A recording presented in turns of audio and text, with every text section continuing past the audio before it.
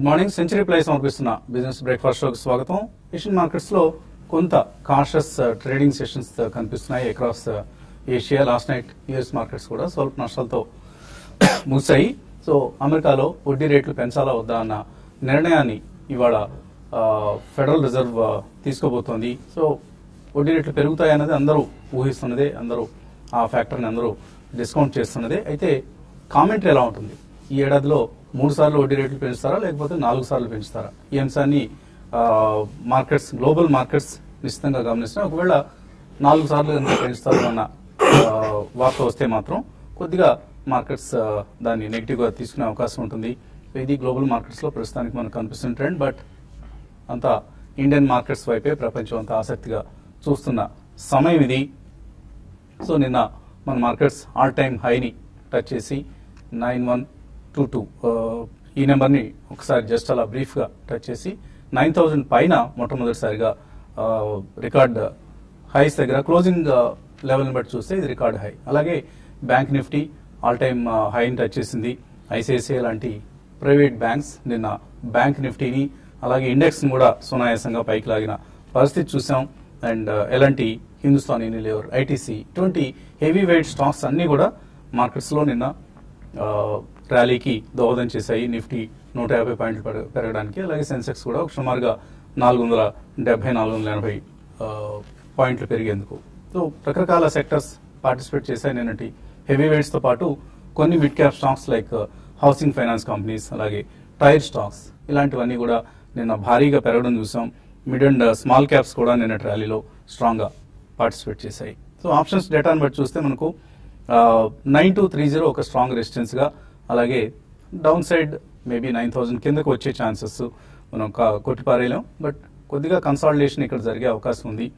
Markets మనం ఎప్పటి నుంచో అనుకుంటున్నాం 1 స్టెప్ బ్యాక్వర్డ్ 2 స్టెప్స్ ఫార్వర్డ్ గా ముందుకు వెళ్తున్న సంగతి మనం లాస్ట్ ఫ్యూ వీక్స్ గా చూస్తున్నాం. అదే పరిస్థితి ఇప్పటికీ కూడా కొనసాగబోతోంది. మిడ్ క్యాప్స్, స్మాల్ క్యాప్స్ లో భారీ లాభాలు చూస్తున్నాం. So foreign institutional investors behaviour ఇక్కడ మనకు చాలా చాలా ఆసక్తికరంగా ఉంది. ఎందుకంటే నిన్న కూడా ఫిబ్రవరి 17th ఆ రోజు హెచ్డిఎఫ్సి డీల్ పక్కన పెడితే ఈ లాస్ట్ 2 months లో ఇంత భారీ స్థాయిలో బయింగ్ రావడం అనేది ఇదే మొదటిసారి. So record foreign institutional investors participation నిన్న 4088 crores వాళ్ళు క్యాష్ మార్కెట్స్ లో బయింగ్ చేస్తారు. అలాగే F&O లో కూడా 5220 crores F&O లో వాళ్ళ ఇండెక్స్ ఫీచర్స్ లో బయింగ్ ఉంది. అలాగే కాల్ పొజిషన్స్ ఏవైతే షార్ట్ పొజిషన్స్ ఉన్నాయో వాటిని అన్వైండ్ చేస్తున్నారు. So FIs are very bullish about Indian markets అనేది మనకు ఇక్కడ స్పష్టంగా అర్థమవుతోంది. ఎందుకంటే డొమెస్టిక్ ఇన్స్టిట్యూషనల్ ఇన్వెస్టర్స్ ఇప్పుడు ప్రాఫిట్స్ బుక్ చేస్తున్నారు. వాళ్ళు గతంలో ఎఫ్ఐఎస్ డిమానిటైజేషన్ టైంలో 7900 నుంచి 8500 వరకు వాళ్ళు సెల్ చేస్తూ వచ్చారు కదా, అప్పుడు డేస్ కొంటూ వచ్చారు. ఆ ప్రాఫిట్స్ ఇప్పుడు వాళ్ళు బుక్ చేసుకుంటున్నారు. అది అందులో ఎటువంటి మనకు అర్థం కాని విషయం లేదు. కాబట్టి ఇండియన్ మార్కెట్స్ లో foreign institutional investors portfolio investments పెరుగుతూ ఉన్నాయి. దీనికి మరొక కారణం కూడా ఉంది. ఎందుకంటే వరల్డ్ వైడ్ కమాడిటీ ప్రైసెస్ లో కొంత కరెక్షన్ చూస్తున్నాం మనం. అది క్రూడ్ ప్రైసెస్ కావచ్చు లేదా మెటల్స్ కావచ్చు, ఇవన్నీ కూడా బాగా చేయడం లేదు. లాస్ట్ 1 month గా అండర్ పెర్ఫార్మ్ చేస్తున్నాయి, పతనం అవుతూ ఉన్నాయి. ఈ నేపథ్యంలో బ్రెజిల్, రష్యా లాంటి ఎమర్జింగ్ మార్కెట్స్ కి ఇది గడ్డు పరిస్థితి. అవి వెనుకబడుతున్నాయి. ఇండియన్ మార్కెట్స్ లాంటి మార్కెట్స్ లో, ఎమర్జింగ్ మార్కెట్స్ కంట్రీస్ లో ఇండియన్ మార్కెట్స్ కి ఇప్పుడు మోస్ట్ అట్రాక్టివ్ డెస్టినేషన్ గా ఫారిన్ ఇన్స్టిట్యూషనల్ ఇన్వెస్టర్స్ అభిప్రాయపడుతున్నారు. కాబట్టి ఒకవైపు ఎఫ్ఐ ఇంట్రెస్ట్ కనిపిస్తుంది, మరోవైపు లోకల్ లిక్విడిటీ, మ్యూచువల్ ఫండ్స్ లో రిటైల్ ఇన్వెస్టర్స్ మనీ ఫ్లోస్ బాగా పెరిగాయి. ఆ మ్యూచువల్ ఫండ్స్ అన్ని కూడా ఇప్పుడు ఇండియన్ మార్కెట్స్ లో మళ్ళీ ఇన్వెస్ట్ చేయాల్సిన పరిస్థితి. సో ఇటు లోకల్ లిక్విడిటీ, మరోవైపు ఫారిన్ ఇన్స్టిట్యూషనల్ ఇన్వెస్టర్స్ ఇంట్రెస్ట్, ఇవన్నీ కలిపి మార్కెట్స్ ని న్యూ హైస్ కి మరింత ముందుకి తీసుకువెళ్లే అవకాశం ఉంది. కాబట్టి నథింగ్ టు వరీ. ఎప్పుడైనా కరెక్షన్స్ వచ్చినప్పుడు కొనుక్కోవడం, stay invested, just buy and forget for some time. Definitely markets మంచి రిటర్న్స్ ఇవ్వబోతున్నాయి. అండ్ ఏం కొనాలి, foreign institutional investors favourite picks ఏవైతే ఉంటాయో అటువంటి స్టాక్స్ కొనుక్కోవడం శ్రేయస్కరం అవుతుంది. అది స్మాల్ క్యాప్స్, లార్జ్ క్యాప్స్ కావచ్చు ఆర్ మిడ్ క్యాప్స్ కావచ్చు. లార్జ్ క్యాప్స్ లో హెచ్డిఎఫ్సి లాంటివి, ఐటీసీ లాంటివి ఆర్ ఎల్ఎన్టీ లాంటివి, ఇలాంటి స్టాక్స్ వాళ్ళు ఎక్కువగా కొంటూ ఉంటారు. Even Reliance Industries, though the equity is so large, 1 crore retail investors ఉన్నారు రిలయన్స్ షేర్ హోల్డర్స్ గా. సో అంత స్టాక్ కూడా లాస్ట్ 1 month లో 22% పెరిగింది. సో ఒక కంపెనీకి వచ్చే స్థితి వచ్చింది అని అంటే అది ఇంకా ఎంత పెద్ద ఈక్విటీ అయినా ఎవరు పట్టించుకోరు, ఎంత వైడ్లీ హెల్డ్ కంపెనీ అయినా కూడా పట్టించుకోవాల్సిన అవసరం లేదు. మనం నార్మల్గా అనుకుంటుంటాం, అపోహపడుతూ ఉంటాం, చిన్న ఈక్విటీ ఉండాలి, చిన్న ఈక్విటీ ఉంటేనే స్టాక్ పెరుగుతుందని. But it is a myth. So don't believe that theory. By quality stocks, by without hesitating about valuations and the equity structures. Buy quality stocks, buy stocks with good potential. అదే తారక మంత్రం ఇప్పుడున్న పరిస్థితుల్లో. ఇక analyst ఏమంటున్నారు అడిగి తెలుసుకుందాం. So short term trend చాలా bullish గా మారిన పరిస్థితి ఇప్పుడు మనం చూస్తున్నాం. అండ్ ఫెడరల్ రిజర్వ్ వడ్డీ రేట్ల డెసిషన్ వచ్చిన తర్వాత మార్కెట్స్ ఎలా బిహేవ్ చేస్తాయి అనుకుంటున్నారు? బేసికలీ మనకి ఫెడ్ రిజర్వ్ లో పెంచి ఇవాళ పెంచడం అనేది ఖాయమని అందరూ అనుకుంటున్నారండి. ప్లస్ ప్రాబ్లీ ఎన్ని రేట్ హైక్స్ ఉంటాయనేది తెలీదు. బట్ మనకి number one reason is rupee is strengthening అండి vis-a-vis all other currencies. Dollar strength అక్కడ మనం చూస్తున్నాం. వేరే ఎమర్జింగ్ మార్కెట్ కరెన్సీస్ వీక్ అవుతున్నాయి, కానీ రూపీ మాత్రం స్ట్రాంగ్ అవుతుంది against US dollar. That's a very good sign అండి. ఎందుకంటే మన net we are an importer of many commodities including fuel, అంటే నెంబర్ వన్ హైడ్రోకార్బన్స్ అండి. సో మనకి రూపీ ఏమే అరౌండ్ 65-80 అలా వచ్చింది, ఆల్మోస్ట్ క్లోజ్ టు 68 నుంచి. ప్లస్ ఫ్యూల్ అనేది especially crude last 15 to 20 days లో నియర్లీ 15 to 20% పడ్డది. These are two huge unforeseen and unexpected bonanza అనే చెప్పాలి మన ఇండియన్ మార్కెట్ కి. సో అందుకనే strength of Indian market micro economic fundamentals లెవెల్లో కూడా చాలా స్ట్రాంగ్ అవుతుంది అనేది అందరూ భావిస్తున్నారు. సో ఈ కారణం వలన definitely it's a buy on declines కాదండి. I think buy at first price point right now అనే చెప్పొచ్చు. ఎందుకంటే చిన్న చిన్న కరెక్షన్స్ అనేది ఉంటాయి.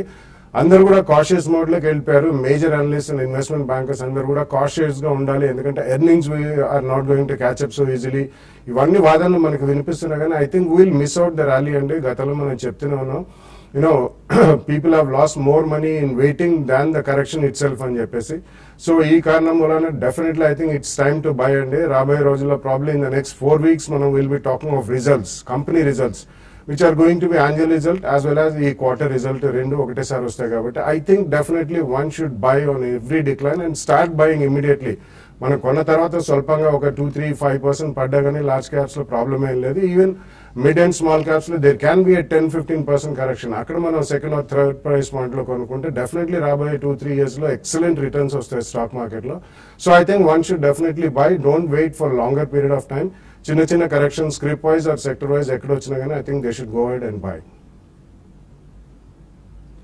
సో టెక్నికల్స్ పరిస్థితి ఏంటి? టెక్నికల్స్ ఏం చెప్తున్నాయి? ఎక్కడ రెసిస్టెన్స్ ఎదురయ్యే అవకాశం?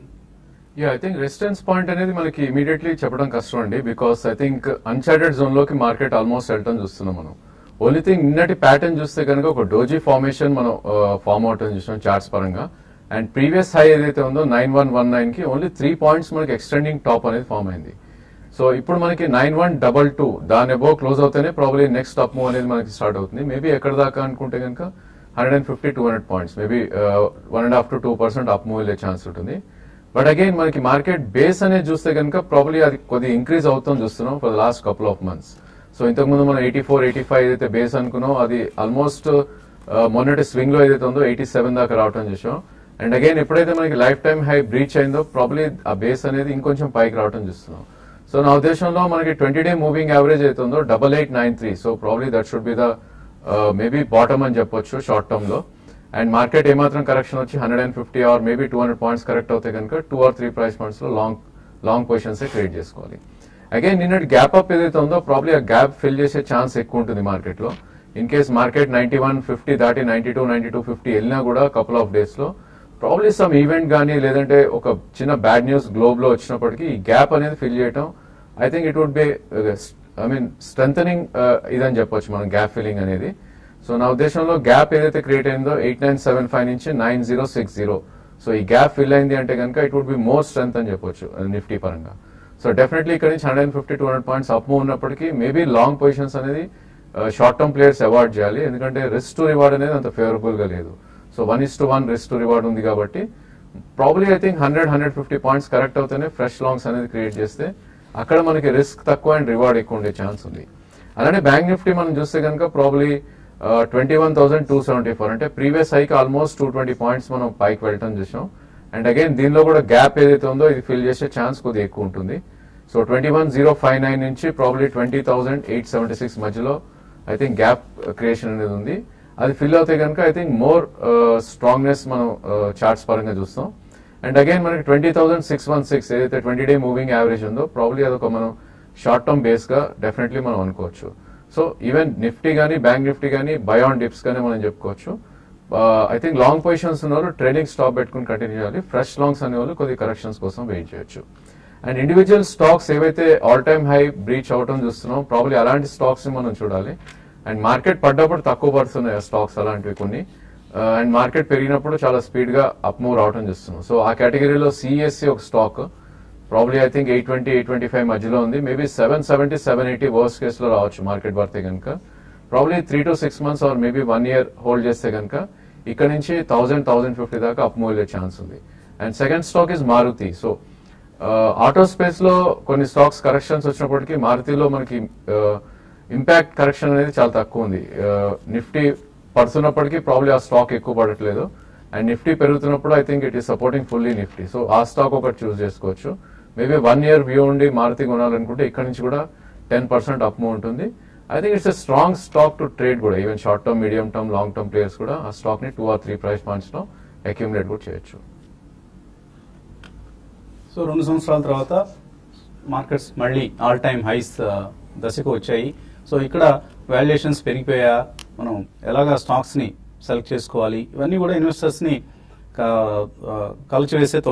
తొలచివేసే ప్రశ్నలు. సో చాలా స్టాక్స్ 300% రిటర్న్స్ ఇచ్చాయి. ఫర్ ఇన్స్టెన్స్ లాస్ట్ 2 years లో సిఎన్ఎక్స్ 500 లోనే తీసుకుంటే CPCL, Jubilant Life, Neel Kamal, Aegis logistics, Himatsingka Seide, Gayatri projects ఇటువంటివన్నీ కూడా 300, దాల్మియా భారత్ ఇలాంటివన్నీ మోర్ దాన్ 300% రిటర్న్ ఇచ్చాయి లాస్ట్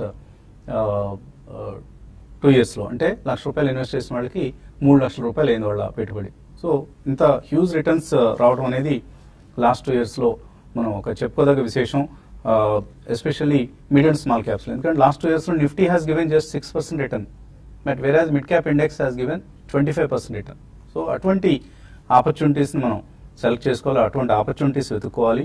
ఒకవేళ ఇంకా స్టాక్ సెలెక్షన్ లో హెల్ప్ చేసేందుకు ఇవాళ బిజినెస్ స్టాండర్డ్ దినపత్రికతో పాటు BS1000 అనే ఒక మ్యాగజైన్ వచ్చింది. ఇందులో కంపెనీస్ ని, ఆయా కంపెనీల పెర్ఫార్మెన్స్ ఆధారంగా ర్యాంకింగ్స్ ఇవ్వడం జరిగింది. ఒకటి రెవెన్యూస్ పరంగా ఏవి టాప్ 1000 కంపెనీస్ అని, తర్వాత సెక్టర్ పెర్ఫార్మెన్స్ ఇచ్చారు. అది చాలా ఇంట్రెస్టింగ్ గా ఉంది.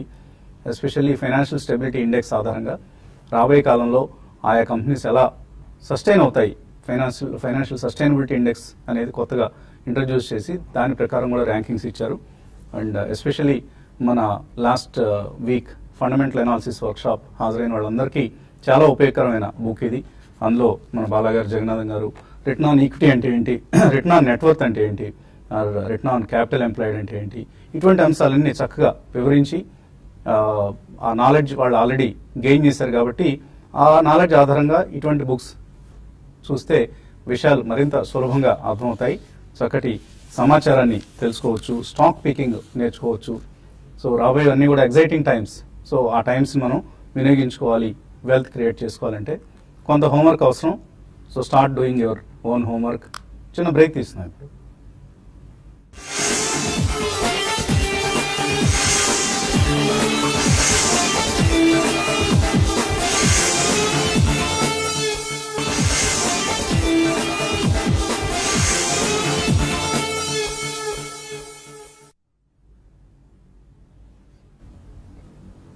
సెంచరీ ప్లేస్ సమర్పిస్తున్న బిజినెస్ బ్రేక్ఫాస్ట్ తిరిగి స్వాగతం. కాలర్స్ లైన్ లో ఉన్నారు. మొదటి కాలర్ సురేందర్, హైదరాబాద్ నుంచి. హలో. హలో అడగండి సురేందర్. ఇది అడ్వానీ హోటల్ తీసుకున్నా సార్, నిన్న ₹60 తీసుకున్న నుంచి తగ్గుతుంది, మరి ఉండాలి బయటకి వెళ్ళాలని. అద్వానీ హోటల్స్ కొన్నారని ₹60 ఏం చేయాలి?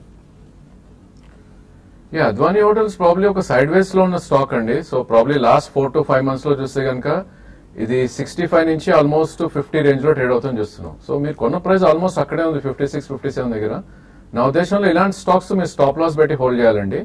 ఎందుకంటే ఒక thin tried ways and side ways and very thin volumes లో ట్రేడ్ అవుతున్న స్టాక్. సో గత 2 రోజుల్లో కొంచెం యాక్టివిటీ ఉన్నప్పటికీ ప్రాబ్లీ ఐ థింక్ మీరు స్టాప్ లాస్ అనేది క్లియర్ గా పెట్టుకోవాలి. సో 46 ఏదైతే 5 month లో ఉందో దాని కింద మీరు స్ట్రిక్ట్ స్టాప్ లాస్ పెట్టుకుని హోల్డ్ చేయండి. అదేవిధంగా 65 అప్ మూవ్ వస్తే కనుక 65 దాటినాక 70, 72 దాకా వెళ్ళే ఛాన్స్ ఉంటుంది. మేబీ అక్కడ మీరు ప్రాఫిట్స్ అనేది బుక్ చేసుకోవాలి. ఇలాంటి స్టాక్స్ కొని కూర్చునే స్టాక్స్ కాదండి. I think strictly stop loss తోటి I think you should trade ఇలాంటి స్టాక్స్. తర్వాత వైజాగ్ నుంచి శ్రీనివాస్. హలో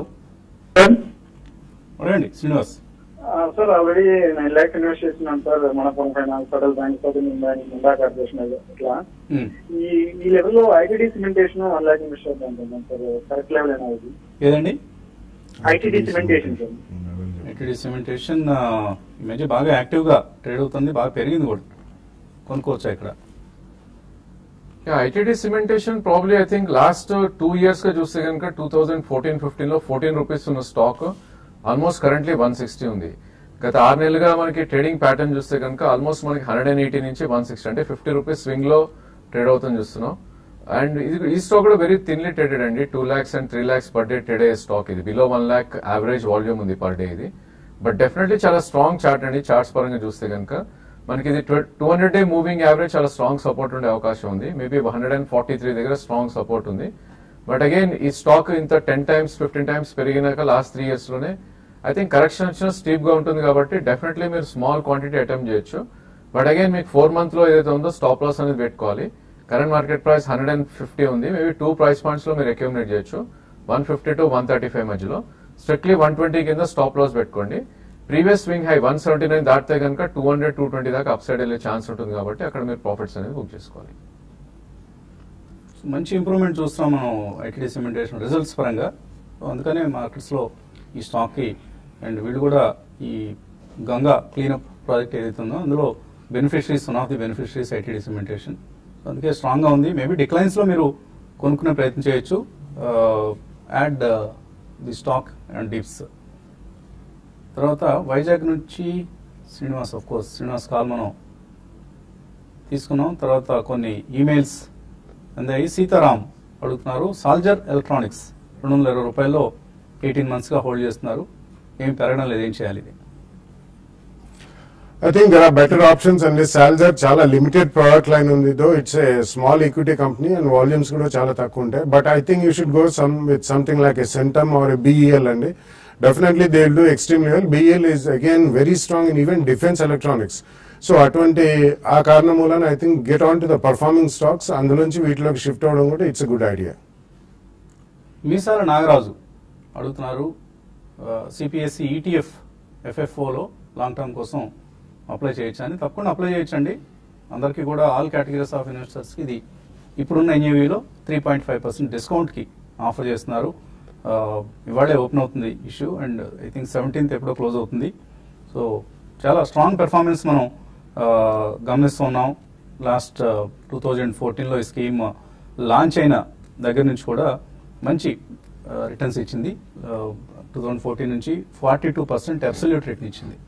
అండ్ ఇదే టైంలో నిఫ్టీ 33% రిటర్న్ మాత్రం ఇవ్వడం చూసాం. So definitely you can go and invest. ఎందుకంటే ఇప్పటికి కూడా PSU స్టాక్స్ ఏవైతే ఇందులో ఉన్నాయో, ONGC కావచ్చు, కోల్ ఇండియా కావచ్చు, IOC, GAIL, oil India, power finance corporation, Bharat electronics, REC, engineers India, container corporation of India, ఇట్లాంటి 10 స్టాక్స్ కూడా నవరత్నాలు, ఆణిముత్యాలు లాంటి స్టాక్స్ ఇవి.